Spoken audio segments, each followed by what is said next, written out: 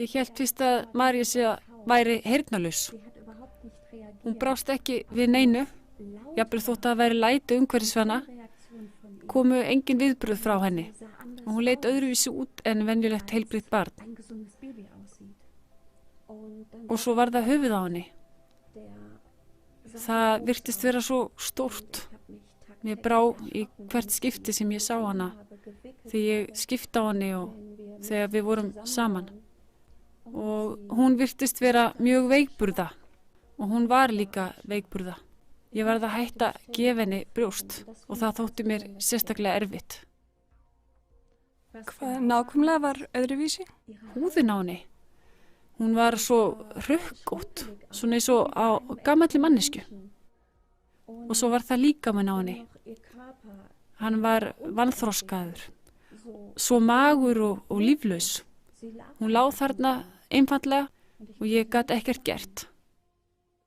Hver var sjúkdómsgreiningin?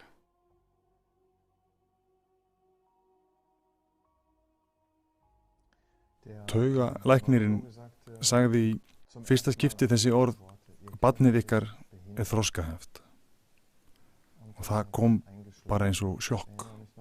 Ég man eftir því að þegar við ókum burtur frá læknastofunni var því að keyra út í kant og við bara sátum þar og grétum.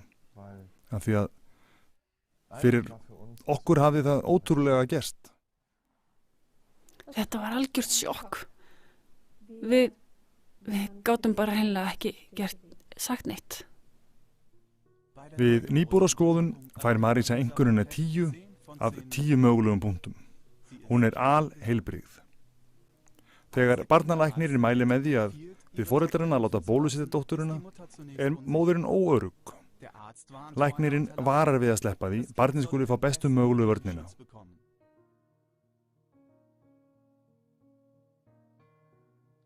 Við höfðum lítið velt þemanu bólusetningu fyrir okkur. Við óskuðum barninu okkar þess besta, jú, eins og allir foreldrar vilja það besta fyrir börnin sín. Og við vildum jú lágmarka áhættuna. 5% allra barna sem fá heilahimnubólgu verða andlega eða líkamlega fötluð. Og við vildum örugglega enga fötlun. Á 4. mánuði ævi sinnar fékk Marísa 3-falda bólusetningu gegn barnaveiki, stífkrampa og HIV. 3 mánuðum síðar styrkingasbrautuna gegn barnaveiki og stífkrampa. 5 mánuðum síðar fylgja enn 2 bólusetningar að ráðleggingum barnalæknisins gegn barnalömun og til styrkingar HIV. Þessi litli mjói líkami Marísu þurfti að verjast 7 árásum áður en við héldum upp á fyrsta afmælisdaginn hennar. Eftir það hafði allt breyst.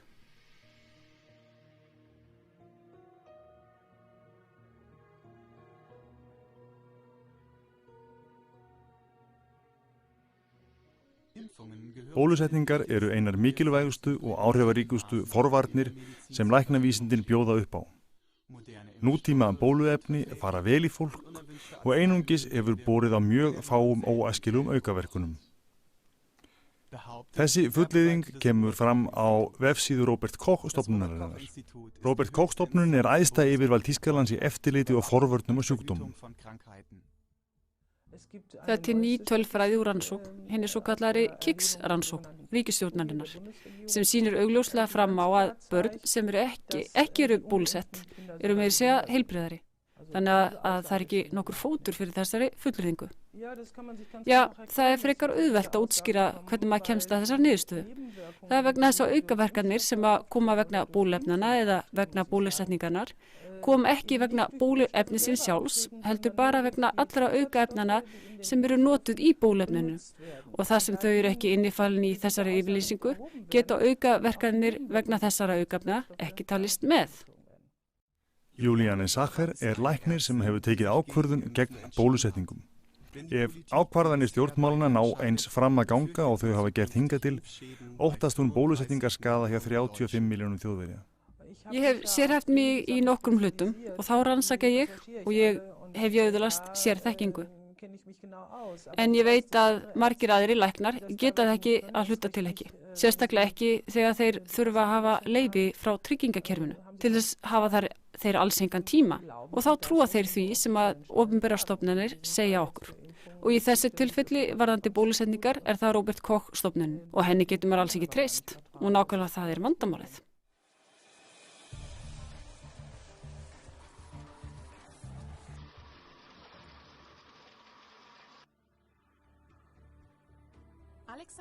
Alexander K. fekk við 5 mánaða aldur D-typu bólusetningu. Hann hlaut heilaskaða. Í dag hann blindur. Stóra heilinn nánast því algjörlega skaddaður.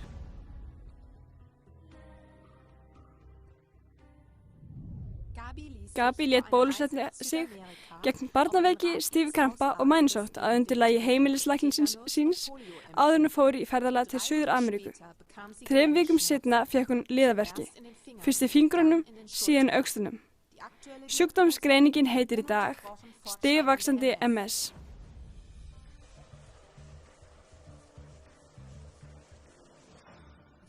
Japan hættir bólusetningum eftir dauðsföll 4 barna.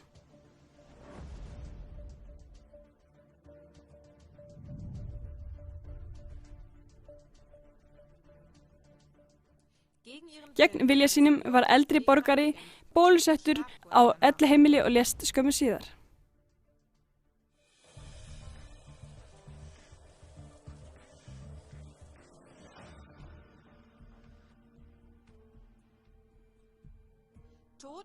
Dóttir okkar dó eftir þá bólusetningu sem var lyft hvað hæst af heilbrigðisráðuneytinu. Bólusetningin gegn leghálskrabbameini.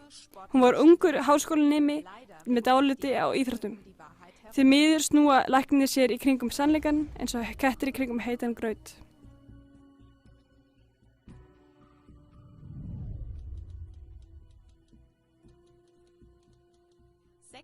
Sex vikum eftir 5-falda bólusetningu dó sonur okkar af lömun í öndunarfærum. Opinber dauðaorsök, vöggudauði.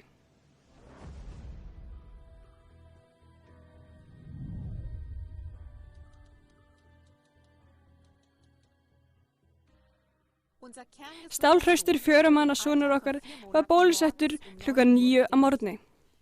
Klukkan 17 var hann dáinn. Úrskurður að lokinni krufningu hljóði vöggudauði. Þetta var önnur þeirra bólusetning sem var ráðlögð af landlæknisembættinu innan ramman hefðbundinna ónæmisgerða hjá börnum.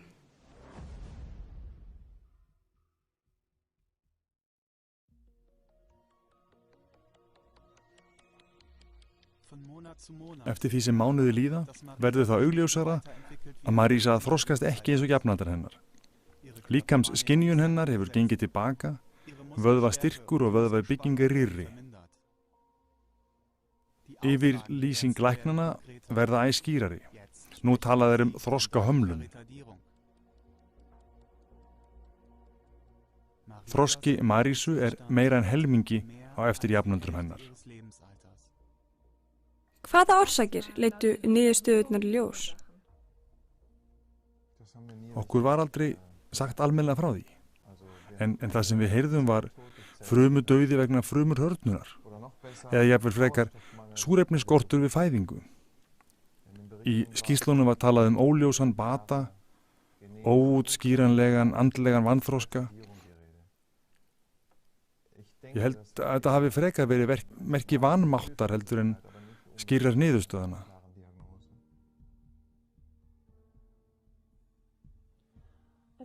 Í dag vitum við að þetta voru bólusetningarnar sem að sköðu líf dóttur okkar.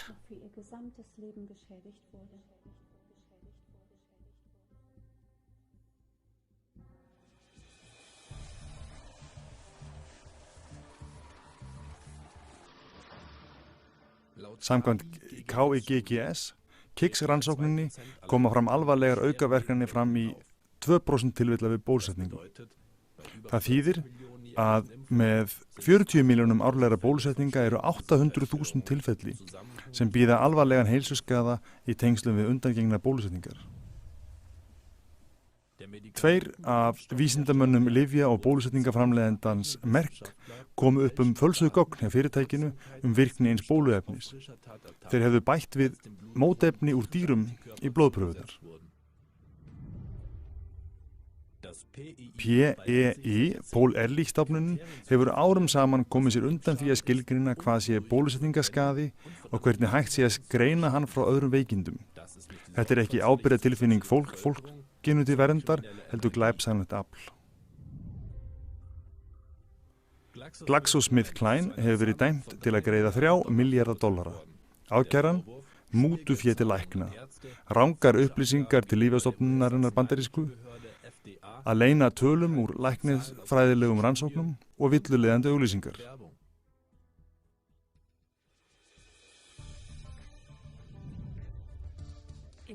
Í Englandi fá unglingar á aldrinum 16-18 ára inneignarnótu að upphæð $50 en þeir láta bólusetja sig með HPV bóluefninu Gardasil. Í Sviss var bólusetning gegn leghálskrabbameini ókeypis fyrir 15 til 26 ára konur til ársloka 2012 vegna bólusetningar herrfeðrar. Í Þýskalandi geta stúlkur á aldrinum 12 til 17 ára reiknað með því að þurfa ekki að greiða fyrir HPV bólusetninguna.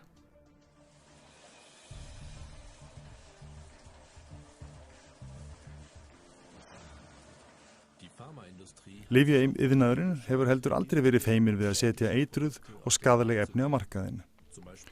Þrátt fyrir sölubann var til dæmis Contergan selt áfram en undir fölsku nafni. Foreldrasamtök í Salzburg söfnuðu upplýsingum frá það bil 1400 óbólusettum börnum. Niðurstaðna, óbólusett börn eru heilbrigðari og sterkari en bólusett börn. Hjá Bandaríkjahermönnum í fyrsta Golfstríðinu var skvalinn bætt út í bóluefnið til að auka virkni þess. 4. hver hermaður fékk persónuflóðaveikina. Rockefeller fjölskyldan er mikilvægasti drifkrafturinn í einokun skólalyfjana og stóru lyfjafyrirtækjanna. Það hófst við fjárhagslegan stuðning við læknadeildirnar og bandaríska læknasambandið AMA og útrýmdi náttúrulækningum á kostnað lyfja framleiddara á rannsóknarstofum. Á árið 1900 keypti J.P. Morgan Rockefeller einangurunarhringinn, alfræði orðabókina Encyclopedia Britannica og lét umsvifalaust fjarlægja allar neikvæðar umsagnir bólusetningar. Eins og hvert annar rusl liggja 248 ófædd börn á skógasvæði í Rússlandi. Úr bláum plasttunnum og rifnum pókum liggja líkamsleifar 2 til 4 mánaða gamalla fóstranna dreifðar. Áætlað er að hér sé að ræða ónotað eða óþarft efni sem ætlað var til rannsókna á bóluefnum. Smitunarkenningin og mótefnin eru aðalrök lyfjaiðnaðarins. Mótstöðukerfið okkar er fjölþætt. Vísindi vita í dag að þáttur mótefnanna er minna en 5% í vörn gegn sjúkdómum. Oft er saga bóluefnaþróunarinnar slegið upp í dýrðarljóma, þveröfugt við það sem í raun var. Robert Koch er talinn hafa uppgötvað sjúkdómsvald berklanna. Koch reyndi að afla sér fjárhagslegs ávinnings með uppgötvun sinni.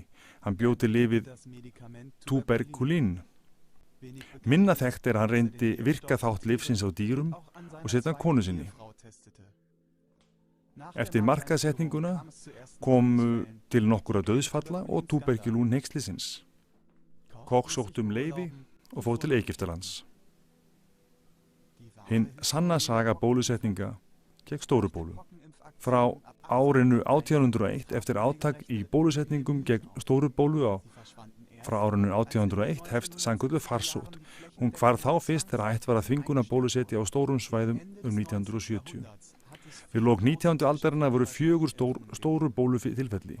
Vegna útbreiðslu holdsveiki voru alltaf 400 dauðsföll. Samræmdar frásagnir gefa til kynna að spænska veikin hafi í raun verið bólusetningarslys á heimsvísu. Þessum heimsfaraldri var viðhaldið í 2 ári viðbót með því að breiða út eitruð meðul sem maður hélt að væru holl lyf. Einungis þeir sem voru bólusettir fengju flensuna. Það voru í raun læknandi sem drápu þá. Það voru 7-falt meiri veikindi meðal bólusettra hermanna heldur en þeim óbólusettu. Napoleon innleiddi eina tegunda bólusetningar skyldu. Hann lét bólusetja hermennina sína. Einungis þeir sterku lifðu bólusetninguna, þeir veikburðu ekki. Sá sem lifði þetta ferli af var ekki varinn vegna þess að hann var í bólusettur, heldur vegna þess að hann var sterkarað upplagi. Þeir hermenn sem lifðu af fengu stöðu hjá ríkinu eða í hernum. Þetta var úrval. Það eru fáir sem hafa yfirsýn yfir hina miklu múra lyfjasamsteypanna. Einn þeirra er Daniel Trapic. Hann hefur á bólusetningar ákvörðunarnetinu safnað saman upplýsingum sem venjulegu borgari kæmist annars aldrei að. Herra Trapic, samsetning bólusetningaefnis er mjög sérstök. Hvað getur þú sagt okkur um það? Venjulegu borgari heldur að í bóluefninu séu kannski nokkrir vírusar, svolítið vatn og kannski 2-3 rotvarnarefni. Það væri allt og sumt. Stærsta vandamáli felst í því að framleiðarnir þurfa alls ekki að tilkynna neitt. Það þýðir hann þarf bara að tilkynna það sem sett var í síðasta skrefi vinnuferlisins. Og það getur maður skrifað eitthvað pínlítið þannig að þetta líti ekki út fyrir að vera bara sykur og saltvatnslaust. Það sem áður fer úti í öllu ferlinu eins og til dæmis tímerosal eða alumíniumhydroxíð, formaldehýd og svo framvegis. Að meðaltali eru það byrju 80-100 innihaldsefni í hverju bóluefni og í það heila eru 150 mismunandi innihaldsefni sem framleiðandinn þarf ekkert að tilkynna. Það þýðir að í grunninn getur hann blanda því sem hann vill. Þannig að eitthvað eru þeir að fela. Maður hlýtur að geta sagt, halló, ekkert vandamál, það liggur allt frammi, hér lestu, sjáðu. Hér er einhverju leynt. 98% af þessum innihaldsefnum er hreint taugaeitur. Prófunin hefst á því andartaki sem að bóluefnið er leyft. Fyrstu 5 árin sem bóluefnið eða lyfið hefur verið gefið út telst vera læknifræðileg rannsókn. Þá er að nefna formaldehyð húð. Það er í nánast öllum bóluefnum. Það er efni sem húsgagnaðurinnar er löngu búin að banna. Því maður veit að þegar ég bý með þessum húsgögnum og anda inn þessu efni þá er það krabbameinsvaldandi. En ég má óhindrað sprauta þessu efni í 2 mánaða gömul börnin okkar og síðan er fullert og úr því verði stinnur og heilbrigður fullarnir. Í USA stendur hjá bóluefninu gegn kíkhósta sem aukaverkunu. Skerandi, öskrandi grátur í alltaf 2 stundir. Þetta stendur hjá okkur. Í USA stendur skerandi, óstöðandi grátur í alltaf 2 stundir sem endar með vöggudauða. Þessi setning hefur verið tekin út hér þýskumælandi svæðinu vegna þess að maður óttaðist að þetta gerði foreldrana óörugga.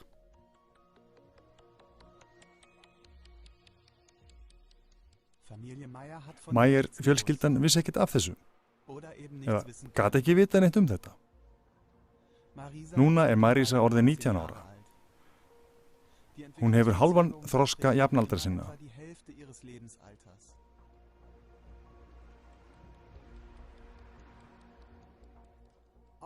Jafnvel þó að Marisa skynji engar hættur, þá hefur fjölskyldan fundið leið til þess að lifa með fötlun hennar. Marisa þarf 24 stunda umönnun. Skynjuna geta hennar hefur minnkað. Að takast á við venjulega kringumstæður orsakar stöðugt erfiðleika og óvenjulegar uppákomur.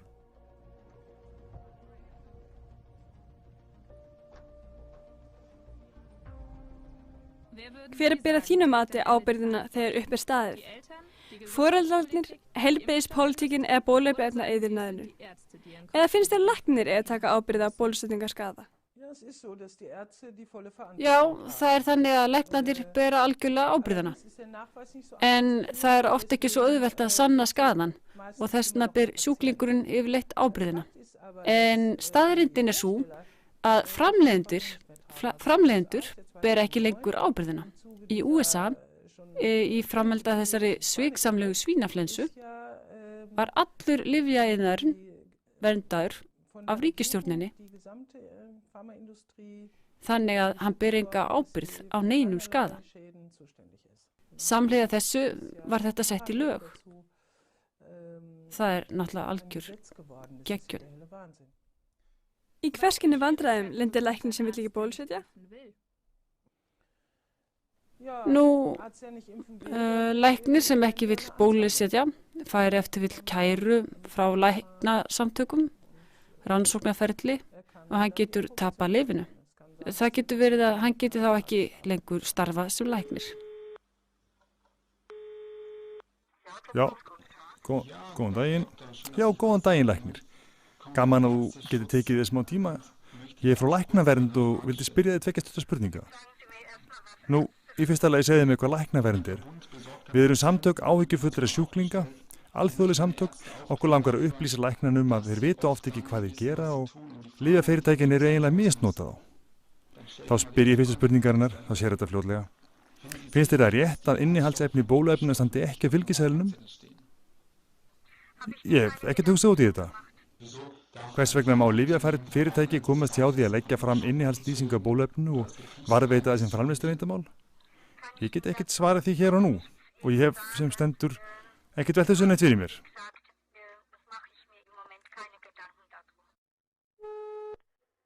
Halló? Góðan daginn, alþjóðlega læknaverndarhreyfingin býður. Góðan dag. Mér langar að spyrja þetta spurninga, gjörðu svo vel. Á fylgiseðli fyrir bóluefninu er engin innihaldsefni gefin upp. Hvað finnst þér um það? Það er allt í lagi. En veistu hvað er í bóluefnunum? Viltu fara að kenna mér eða hvað? Eða hvernig er í gangi? Ég skil þig ekki, ég þekki þig ekki og þar fyrir utan ætla ekki að gefa neinar upplýsingar. Veistu, ég vildi einfaldlega vita hvernig getur þú sprauta barn þegar þú veist ekki hvað efni er í bóluefninu. Auðvitað veit ég hvað er í því, en ég ætla ekki að gefa neina upplýsingur um það. Ég veit ekki hver þú ert. Heyrðu, ég veit ekki, nú er nóg komið ég bið þig. Ég er búin að vera læknir í 30 ár og ég ætla ekki að láta þig niðurlægja mig. Ok? Nei. Já. Nei, nú hættur þú.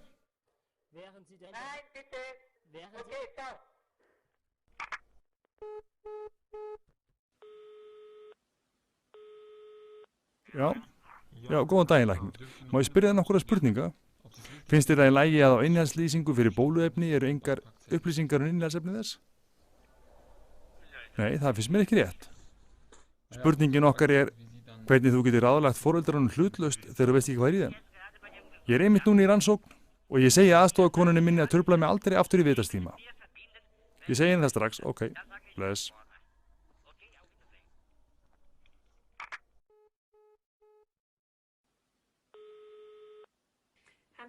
Hefur heyrt þessi formaldehýð og kvikasilfur í bóluefnum? Nei. Lestu hvaða efni er í bóluefnum? Nei, ég hef enga tíma fyrir svoleiðis lagað. Í öllum bóluefnum er kvikasilfur. Vissirðu það? Já, mögulega. Og hvað þá? Færum að þá kvikasilfurseitrun af bólusetningunni eða hvað? Nákvæmlega. Í millitíðin erum við komið svo langt að ég þarf að upplýsa hvern sjúklingum hvaða bólusetningaskaði geti hlutstað bólusetningunni.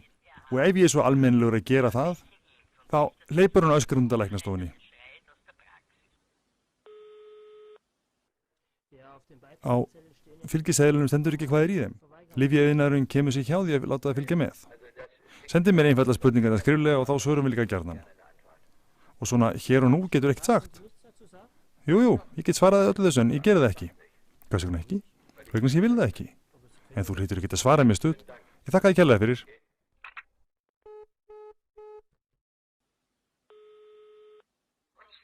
Og ég mun bólusetja áfram. Ok, með kvikasilfri, með formaldehýð, með öllu? Alveg sama með hverju. Það er náttúrulega erfitt fyrir læknir að fylgja þessu nákvæmlega eftir og ég get líka skilið að það sé einhverju sem viti ekki allt og það er margt sem ég vissi ekki heldur. En í dag eru svo mörg svona ummæli að sjúklingar ná sér í upplýsingar og síðan spyrja. Og þá finnst mér að maður verði að nota tilefnið ef maður bólusettur. Já, ég sjálf hef ekki bólusett í mörg ár. Ef maður bólusettur, þá verður maður að athuga hvort að maður standi réttu megin. Og maður kemst mjög fljótt að því að maður er ekki á réttu megin þegar maður bólusettur. Það er ég algjörlega samfærð Ef foreldri telur að barni hafi bólusetningaskaða, vita þeir oft ekki hvert eiga að leita. Ramona Krist stjórnar samtökum bólusetningaskaðara. Samtökin þín hafa unnið að því að bólusetningaskaði sé viðurkenndur. En fæstir bólusetningaskaðir eru skráðir. Talað er mjög háa tölu óþekktara tilfella. Í fyrsta lagi ber læknanum skylda til að tilkynna þessi tilfelli, en líka heilbrigðiseftirlitunum, eða því eftirliti sem er á svæðinu sem að býr á. Oft vill þetta nú samt farast fyrir. Hvað ræðir þú ungum fjölskyldum? Það vilja auðvitað það besta fyrir börnin sín. Bólusetningadagatalið mælir með 7 bólusetningum við 2 mánaða aldur. Já, þar getur nú bara reynt að segja þeim frá því sem ég komist að öll þessi ár. Þau þurfið ekki að trúa mér, segi þeim, en ég hef gefið ykkur alla þær upplýsingar þannig að þið geti sjálf tekið ákvörðun. Og ef þið takið síðan ákvörðun að bólusetja, þá þurfum þið að fara eitthvað annað. Það er ekki hægt hjá mér. Því það þá, þú myndir ekki bólusetja þessa fjölskyldu? Nei, alls ekki. Það sameinast ekki við samvisku minni. Það gengur ekki lengur hjá mér. Ég mun aldrei aftur bólusetja. Ég bólusetti nóg hjá Lufthansa. Það mun ég ekki gera framar.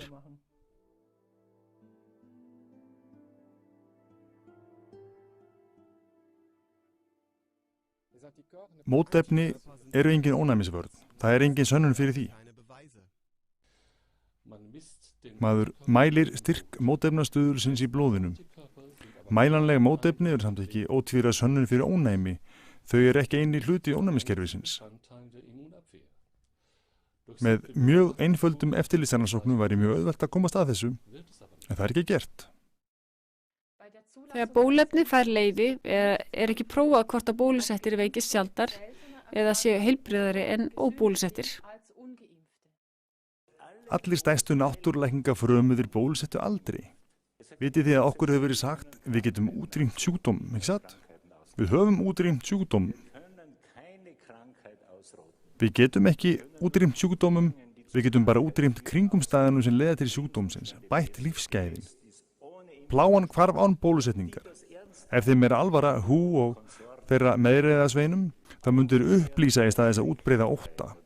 Eða eins og við höfum þegar heyrt hóta, þeir hóta. Á því hver hótar okkur þekkjum við hver elskar okkur og hver vill arðræna okkur. Í þessum háhýsa kjarna er The World Health Organization, WHO, alþjóðlega heilbrigðisstofnun. Hún var stofnuð 1948 með það að markmiði að koma öllum þjóðum á hæsta mögulega heilbrigðisstig. Með þennum 194 meðlimaríkjum er hún hnattrænt séð í fararbroddi hvað varðar heilbrigði í heiminum. Og við erum hér stödd í Genf til að benda ykkur á nokkur sjónarhorn sem munu koma ykkur óvart. Til þess að hafa eftirlit með sjúkdómum og farsóttum stendur WHO fyrir aðgerðum og þeirra meðal eru heimsfaraldurs áætlanir. Það er skynsamlegt en ekki alltaf eins og nýjustu dæmi sína. Þegar svínaflensuvírusin AH1N1 kom fram, tilkynnti WHO hæsta stig faraldurs áætlarinnar. Í framhaldi af því pöntuðu ríkisstjórnir bóluefni og lyf gegn flensunni. Svo bara Þýskaland sér tekið sem dæmi, þá notuðu þeir 280 milljónir evra í bóluefni. Ég tók í dag Badische Zeitung með fyrir ykkur og þar les ég eftirfarandi fyrirsögn. Stormir í vatnsglasi og mikil tilkostnaður. 280 milljónir evra fyrir faraldur sem reyndi síðan engin. Hvað var úrskeiðis í baráttunni við svínaflensuna? Fyrst og fremst þótti það gagnrýni vert að þá verið stjórnandi bóluefnadeildar WHO, Dr. Mary Paul Kieni, hafði áður starfað hjá franska lyfjafyrirtækinu Transgen. Transgen hefur talsverð tengsl við svisnesku lyfjasamsteypuna Roche. Dr. Wolfgang Wodarg er formaður undirnefnda fyrir heilbrigði í Evrópuráðinu. Hann rannsakaði þann grunn hvort náið samstarf væri milli WHO og lyfjaiðnaðarins. Ég kem hér með tilvitnun. Það lítur út fyrir að iðnaðurinn hafi áhrif á WHO. Það liggja vísindalegar sannanir fyrir því að þetta hafi raunverulega verið röng viðvörun. Þetta líkist fuglaflensunni 2005-2006. Hún smitaðist aldrei frá mann til manns. Núna upplifum við að svínaflensan orsaka mun minna tjón en hver önnur venjulega flensa sem gengur. Þetta minnir á H5N1 vírusinn og fuglaflensuna sem orsakaðist af honum. Þá lýsti WHO yfir að flensufaraldur geti breiðst allan heiminn og geti valdið dauða alltaf 7 miljónir manna. Ríkisstjórnir útveguðu flensulyfin Tamiflu og Relenza fyrir milljónir. Raunar breytist vírusin allan heim en manneskjur veiktust sjaldan. Þannig að miklu færri manneskjur dóu vegna fuglaflensunar en hjá venjulegri árstíðabundinni flensu. Ábyrgur fyrir þessari yfirlýsingu var Klaus Stör. Hann var á þessum tímapunkti bólusetningar framkvæmdastjóri hjá WHO og skipti yfir til lyfjafyrirtækisins Novartis eftir þetta hneykslismál. Tenging WHO við lyfjaiðnaðinn gafu alltaf aftur og aftur tilefni til gagnrýni. Ekki skrítið ef maður skoðar uppbygginguna aðeins nánar. Eins og WHO þjónar með sínum 194 aðildarríkjum á alþjóðlegu sviði innan Þýskalands til sambandsráðuneytið fyrir heilbrigði sem nefnir BMG. Að viss leyti Robert Koch stofnunin framkvæmdavald BMG. Verkefni þess fræðsla, varnir og barátta gegn veikindum. Önnur samtök styðja stofnunina í þessu verkefni. Líka þjóðlegu sviði ekki hægt að horfa fram hjá náleiðinni. Undir þaki Robert Koch stofnunarinnar til dæmis vinnuhópurinn Influenza. Hugmyndin að því höfðu 4 lyfjafyrirtæki. Vinnuhópurinn Influenza gefur ráðleggingar hvernig hægt að koma í veg fyrir influensu og síðan 2006 hefur hópurinn verið fjármagnaður með opinberu fé. Þeim til aðstoðar ráðgjafahópur. Það eru 9 fagmenn, þar af eru 5 fulltrúar bóluefnaiðnaðarins. Svo líka til Paul Ehrlich stofnunin. Hún einnig stofnun sambandsráðuneytisins fyrir heilbrigði. Stofnunin ábyrg fyrir öryggi bóluefna og samþykkilegu leyfi bóluefna. Paul Ehrlich stofnunin líka fjármögnuð á opinberu fé. En það til önnur stofnun sem sér útfærðar ráðleggingar bólusetningar. Það fastanefnd bólusetninga. Sjúkratryggingar borgar síðan kostnaðina ráðlögðu bólusetningunum. Ráðleggingar bólusetninga fastanefndarinnar hafa þar á leiðandi beina áhrif á kostnað heilbrigðiskerfisins og veltu lyfjafræðilegra vörutegunda. Í valfrjálsri könnun viðurkenna 12 af 17 meðlimur fastanefndar bólusetninga að hafa fengið þóknun eða ferðakostnaðar greiddan frá bóluefnaframleiðendum eða hafa tekið þátt í leyfisrannsóknum. 7 þeirra sitja meiri segir ráðgjafarnefnd lyfjafyrirtækis. Þessi spillingavefur svo þéttur að enginn sér almennilega í gegn. Kerfinu í heild sinni stjórnað lyfjaiðnaðinum. Fyrir læknin hreint ómögulegt að greina á milli hags sjúklingsins og hag iðnaðarins. Fleiri persónulegar upplýsingar. Eftir að hafa stýrt fastanefnd bólusetninga í 9 ár ákvað prófessor Heinz Josef Schmidt að skipta starf. Hann hefur tilsjón með læknisfræðilegum rannsóknum hjá bóluefnaframleiðendum Novartis, Vaccins og Diagnostics. Schmidt hefur breytt sér fyrir mjög afdrifaríkum kröfum. Hann segir, óbólusett ætti ekki neitt barn að fá að heimsækja opinbera skóla. Já, og við spurðum almenning hvað þeim finnst þessa kröfu. Það finnst mér almennt ekki rétt. Því mér finnst að leyfa í foreldrum visst frelsi hvort börn eiga að vera bólusett eða ekki. Þegar stjórnvöld grípa inn í svona snemma þetta mikið inngríp hvað persónuréttindi varðar. Það gengur ekki. Það má ekki vera. Slíkt jú einræði. Þú getur ekki þvingað eitthvað til að taka inn eitur og síst barn. Þetta enn verra en ef fullarnir ættu í hlut. Þetta bara frekja. Almennu skóli og þvingu til að láta bólusetja sig hefur ekkert með skóla að gera. Vá, svakalegt maður. Ég hef alltaf fyrirvara á ef eitthvað skylda. Mér finnst við fara of mikið í það átt að ríki sé að segja okkur hvað sé rétt fyrir okkur og hvað við eigum að gera. Og ég svona almennt frekar frjálslyndur. Mér finnst svona skylda vont mál. Upplýsingar nauðsynleg og hún verkefni ríkisins. Bull og vitleysa. Það nóg? Upplýsingar þetta koma frá læknum, en foreldrar eiga að ákveða hvort barnið bólusetja eða ekki. Veikindi geta komið upp í tengslum við bólusetningu. Ég held að börn þurfa að fara í gegnum barnasjúkdómana svo mótstaða og ónæmiskerfið þeirra styrkist. Og nauðsynlegt fyrir mótstaðafl þeirra og foreldrarnir gangi í gegnum þetta með börnunum sínum. Maður svo vitfirtur að halda að þessi hægt að forða sig frá öllu slæmu. En börnin þroska við að gangi í gegnum veikindin. Maður getur gengið í gegnum þjáningar og sterkar eftir. Nei, mér finnst þetta ekki gott. Þetta virkilega mjög persónulegt mál og það alltaf að koma upp aukaverkanir þar sem að börn hljóta varanlega skaða eða eitthvað svoleiðis. Nei, það gengur ekki að yfirvöld komi svona með skipanir ofan að frá. Nei, þetta gengur ekki. Ekki eftir að mismuna fólk á þennan hátt. Mér finnst þetta ómögulegt. Þá ættu þau að vera heima.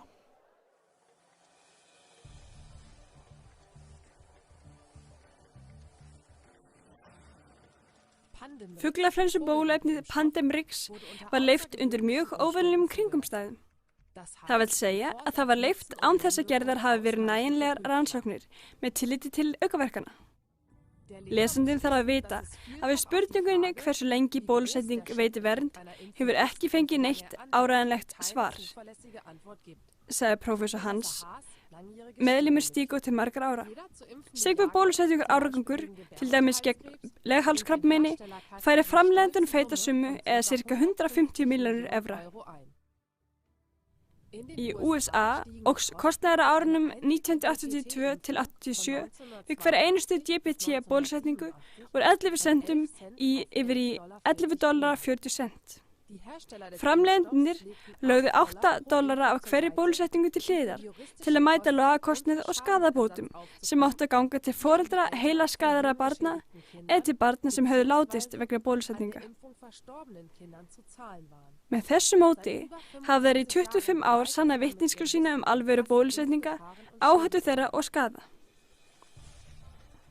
Kvikasilfureitrun vegna bóluefna. Rannsóknir staðfesta að einhverfa ný birtingamynd kvikasilfurseitrunar. Dr. Laura Hevidsson frá Háskólanum í Pittsburgh hefur sýnt fram á það í rannsóknum sínum að bólusett apabörn sýna fram að einkenni einhverfu. Þeim var gefin bóluefni sem inniheldu thimerosal. Þessi kvikasilfursamsetning sem fyrir í flensusbrautinni og leiddi hugan að því að jafnvel útbreiðslu af vírussjúkdómum sem leiða til dauða eins og SRS og Ebola hefur verið haldið í skefjum án bóluefna. Það eru ekki læknar sem þróa nýjar vörur til meðferðar og setja þar á árangursríkan mátu umferð. Það er iðnaðurinn sem býr til afkasta og forvarnarlyfin og býr þannig til nýja þarfir.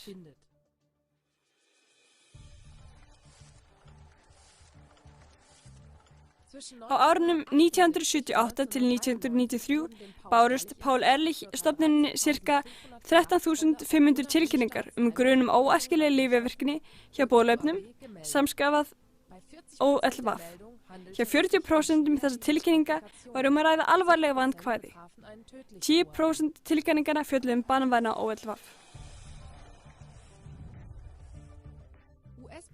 Bush Bandaríkjaforseti tilkynnti að vegna fuglaflensuna 2005 yrðu $7,1 milljarður notaðir til að kaupa Tamiflu.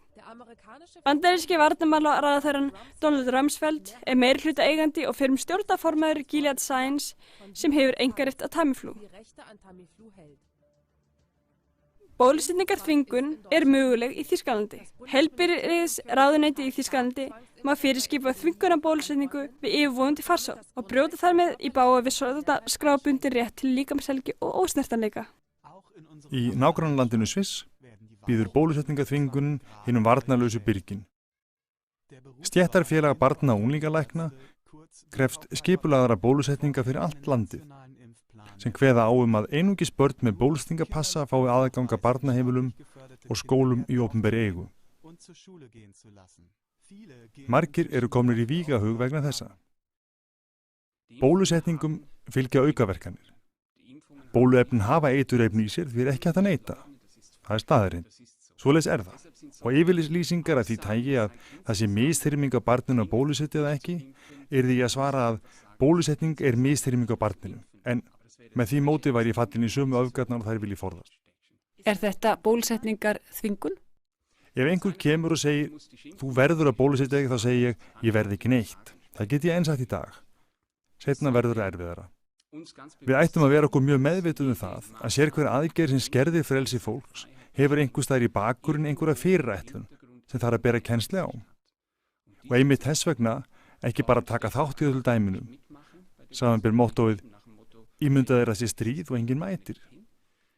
Gandhi sagði líka, Manneskjan þarf ekki á byltingu að halda heldur þróun. Það þróast áfram. Þróun meðvitundarinnar og hún í gangi.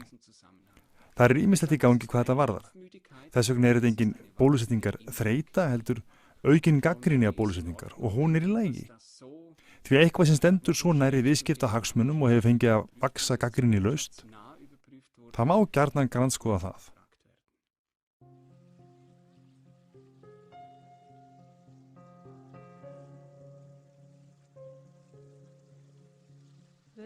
Myndið þið bólusetja barnið ykkar aftur? Nei, aldrei. Aldrei aftur.